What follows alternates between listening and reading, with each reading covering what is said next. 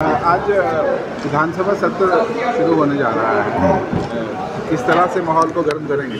देखिए, हम सुबह सुबह तैयार होकर के आ गए हैं और विधानसभा का ये सत्र अब की बार धर्मशाला में जो आयोजित किया गया है और इसमें पूरी तैयारी के साथ विपक्ष सरकार के सामने है।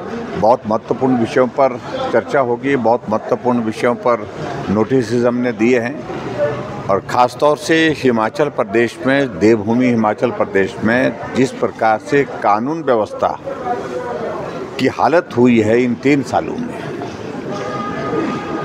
दिन दहाड़े गोलियां चल रही हैं, लूट की घटनाएं, उसके बाद खनन माफिया, उसके बाद चिट्टा माफिया इस तरह से हावी हो गया है जहां सरकार का कोई नियंत्रण नहीं रह गया है, प्रमुख मुद्दा है। और उसके अलावा हिमाचल प्रदेश में पंचायतों के चुनाव जो इस महीने में हो जाने चाहिए, लेकिन डिज़ास्टर एक्ट का हवाला दे करके कि डिज़ास्टर एक्ट हमने लगा के रखा है और इस कारण से हिमाचल प्रदेश में आपदा प्रभावित लोगों के लिए मदद करने के लिए हमारे पास जो है वो समय नहीं है, उनके लिए हम ज़्यादा ध्यान देना चाह रहे हैं। ऐसा बहाना लगा करके पंचायत के चुनाव टालने की कोशिश कर रहे हैं, क्योंकि चुनाव का परिणाम इनको अच्छी तरह से मालूम है कि जब चुनाव होंगे तो हारेगी कांग्रेस।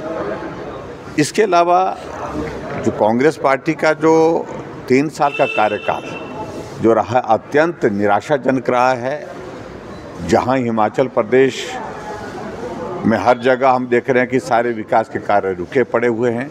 इन तमाम मुद्दों को लेकर के चर्चा होगी और सबसे बड़ी बात जो भ्रष्टाचार चरम सीमा पर इस सरकार में हुआ है, लूट की छूट जो है ऊपर से नीचे तक हो गई है, ये तमाम मुद्दे इस बार के विधानसभा के सत्र के रहेंगे।